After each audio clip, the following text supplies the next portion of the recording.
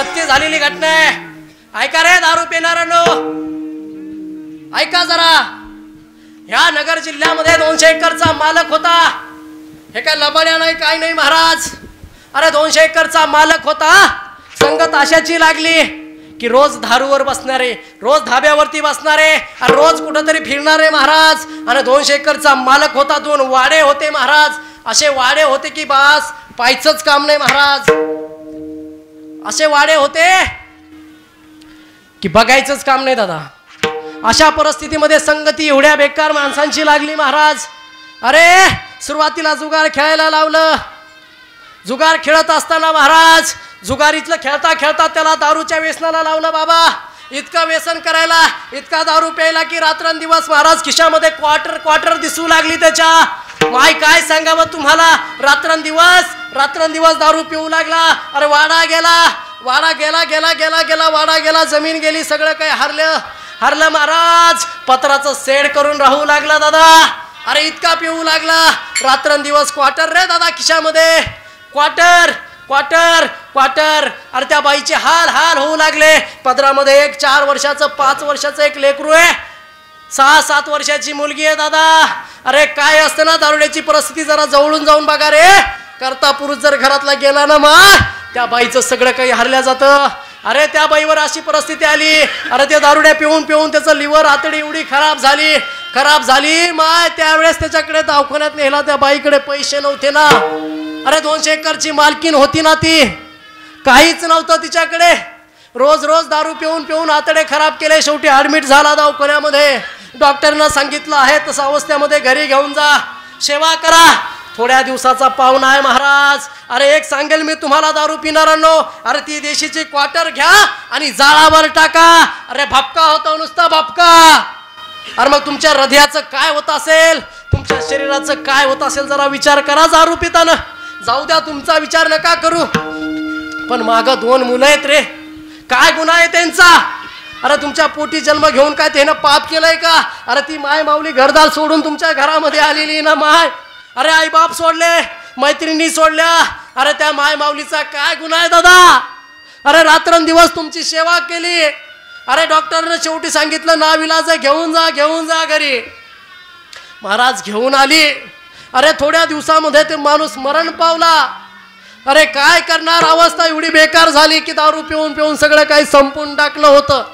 संपून टाकल्यानंतर महाराज गेला, देह प्राचित्त झाला, अंतविधी झाला महाराज. पण आपल्याकडे एक प्रथा असते ना की बाबा गेल्यानंतर त्या घरामध्ये 2-4 दिवस भाकरी घेऊन जाण्याची शेजाऱ्या पाजाऱ्यांची पद्धत असते महाराज. अशाच भाकरी तिच्या घरामध्ये येऊ लागल्या.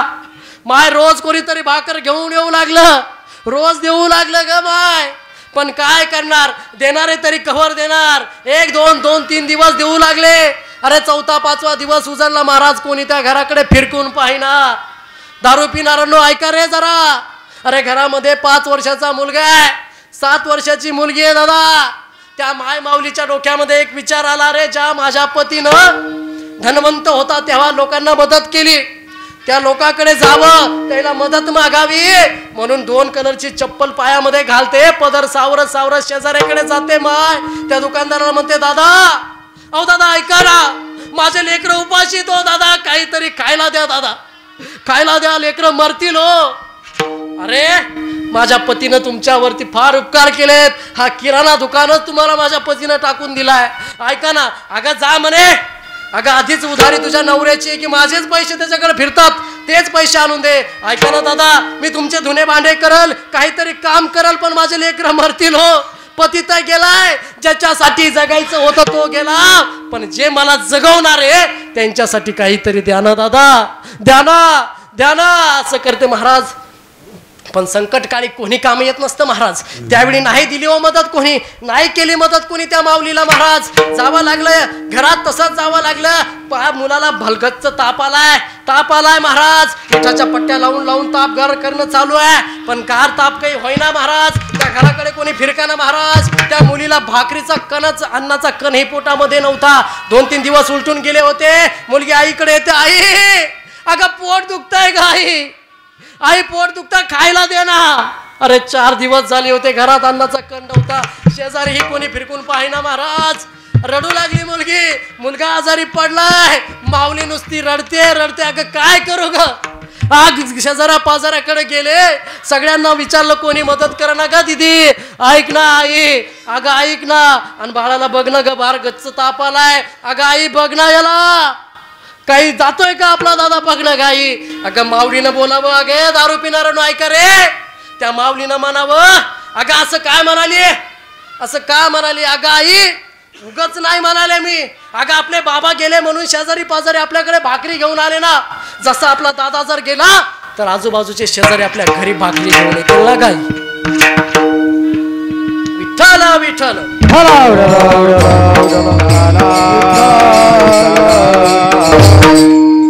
अशी अवस्था होते महाराज. सत्य झालेली घटना आहे. हात जोडून विनंती, तुमचा भाषा म्हणून ऐका करा. नारदाच्या गादीहून सांगतो महाराज, आज दारू मागे का दूध मागे हो? दारू मागे.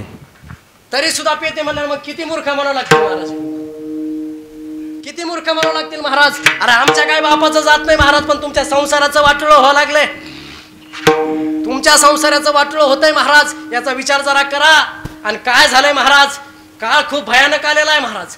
जो टिकला तेव्हाच टिकला महाराज, नाही तर संपलं महाराज.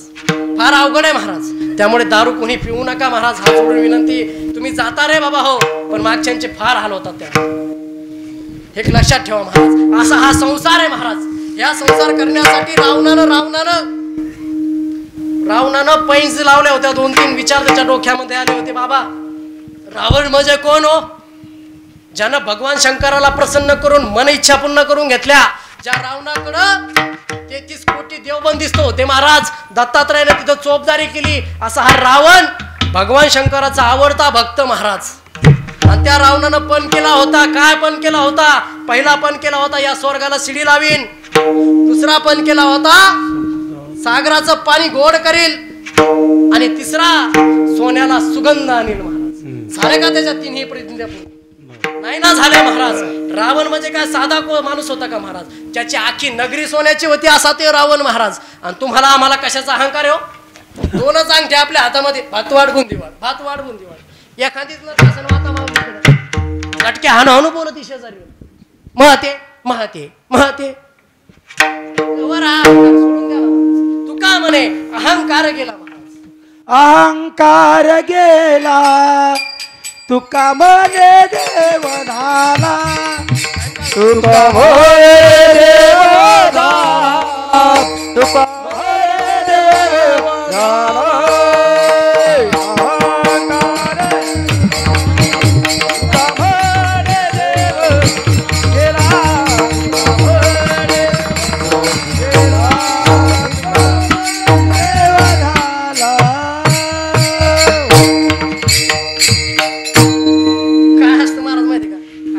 गेला तू का म्हणे देव झाला.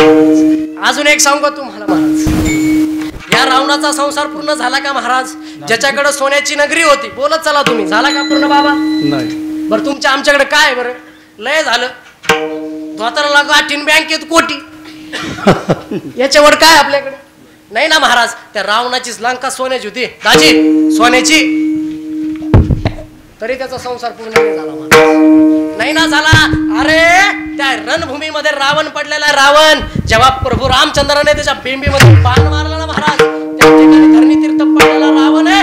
ऐका महिला मंडळ, आपण कशाचा अहंकार करतोय पुरुष मंडळ? अरे त्यावेळी मंडोधरी स्वतः म्हणते, अरे माझा इंद्रासारखा मुलगा माझ्या घरामध्ये, ज्यानं इंद्र दरबार हलवला होता. अरे ज्या भगवान शंकराला प्रसन्न करून 33 कोटी देवाला बंदिस्त केलं होतं, असा माझा पती असताना देखील आज मी हारले. मी हारले. आज माझा पती माझ्या जवळ नाही, माझा मुलगा माझ्या जवळ नाही. तुम्हाला आम्हाला कशाचा अहंकार आहे महाराज? कशाचा अहंकार आहे? मग तुमचा आमचा संसार पूर्ण होणार आहे का महाराज? नाही.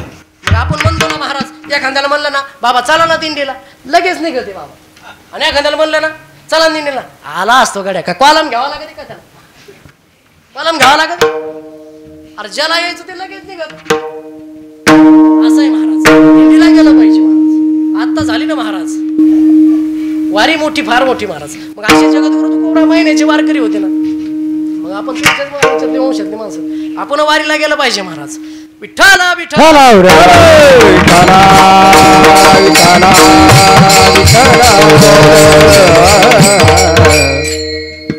आता 2-4 म्हातारे अशाच गप्पा मारत बसल्या महाराज.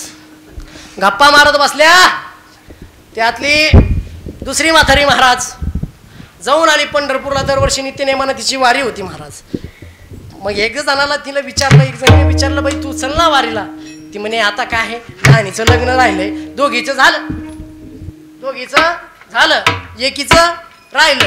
मग आता हिचं झालं का, मी मोकळीच. तू जिकडे म्हणते तिकडे, मग तुळजापुरण पंढरपुरण तिकडे म्हणलं तिकडे जाऊ आपण. मग लय बाबा असं यायचं. देवा तू झाला मला फोन आणि तुझी मी कोणन, आणि देवाचा फोन आला तुम्ही करत राहता. हा मला सांगा, व्याजाचा पैसा घेताना गोड लागू का देताना? घेताना गोड लागू.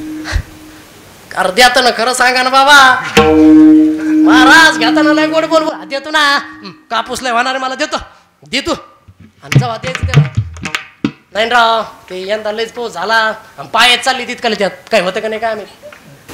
महाराज बुडी ते काही देतच नाही असं आहे महाराज. मग काय असतं महाराज. मग त्या म्हातारी बाईला विचारलं बाबा. मग ती म्हणे आता लागायचं झाले की लगेच मोकळी मी जायला म्हणे. मग त्या ठिकाणी महाराज मला सांगा, पहिलीचं लग्न झालं, पहिली लगेच बाळातपणाला येणार आहे, ऑपरेशनाला येणार आहे. मग तिसरीचं झालेलं असतं, ती लगेच घसटपोट घेऊन घरी येणार आहे. माझी बाई कधी मोकळे आहे महाराज. मग असा आपला संसार कधी पूर्ण होणार आहे महाराज?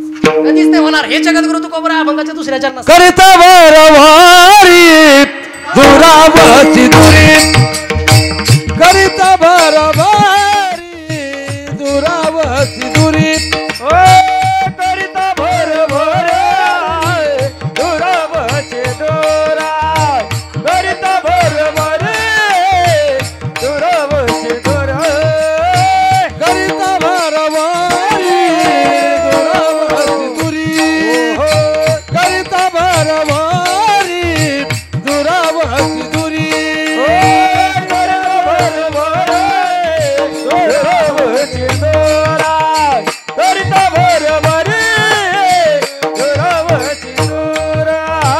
भावाती पोरे वावाची, भावाती पुरी वावाची, करिता भरवारी दुरावती दुरी, करिता भरवारी दुरावती दुरी.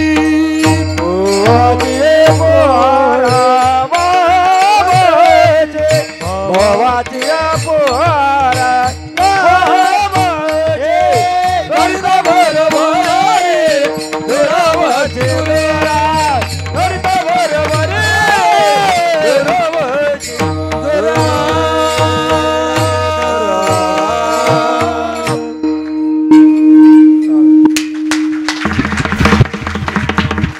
करिता बरोबरी दुरावशी दुरी महाराज. भावाची आहे फोरी भावाशी. काय महाराज, हा संसार पूर्ण होणारी गोष्टच नाही महाराज. आपण बघा ना महाराज, एखाद्यानं जर बांगला बांधला ना बाबा, बांगला आता ह्यो बांगला आहे, आता ह्यो बांगला एवढा थांबलाय का, याला वर काढून ठेवलेला आहे कुठे पुढचं महाराज होणार नाही ना महाराज. असं संसार आहे महाराज. आपण कसं म्हणतो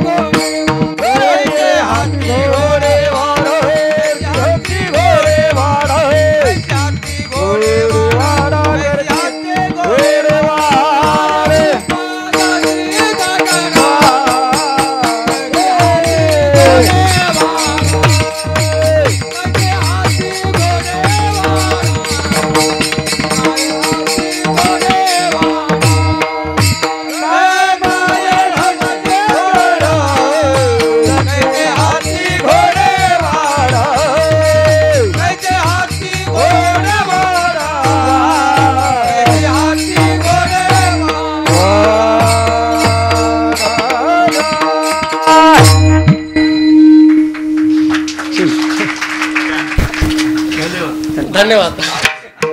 शिकले आता रेंज मध्ये आले सगळे, टावर पडले होते. पराबळामुळे होतं ते कमी जास्त काड्या व्हायला लागल्या. जमलं महाराज. एक लक्षात घ्या, भावाची आहे पुरी व्हावशी महाराज. आता भावाबद्दल बोलतो महाराज, कारण मी काय असा टिपण्या कीर्तनकार नाही महाराज. ती प्रत्येकाचं सोडून सांगणार तुम्हाला. मग भले 2 का वाजा, 2 नाही वाजवणार महाराज. वेळेच्या आज सेवा संपवणार आहे. काय असतं महाराज, एका माऊलीने अशी सेवा केली हो, ज्या माऊलीने 42 वर्ष आश्रम झाडला. 42 वर्ष. तिचं कुठं नाव नाही बाबा स्वच्छता अभियान मध्ये.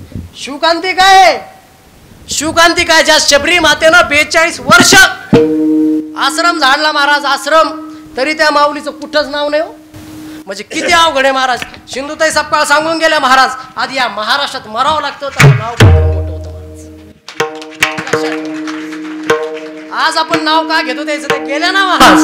जिवंत आहे तोपर्यंत आहे का महाराज किंमत कोण नाही ना महाराज. त्या शबरी मातेनं 42 वर्ष आश्रम झाडला. एका साधूने महात्म्यानं सांगितलं की भगवंताची तुला भेट होणार आहे. तेव्हा प्रभू रामचंद्राचा जन्म बी नव्हता झाला. गौतम ऋषीने त्याला सांगितलं होतं महाराज.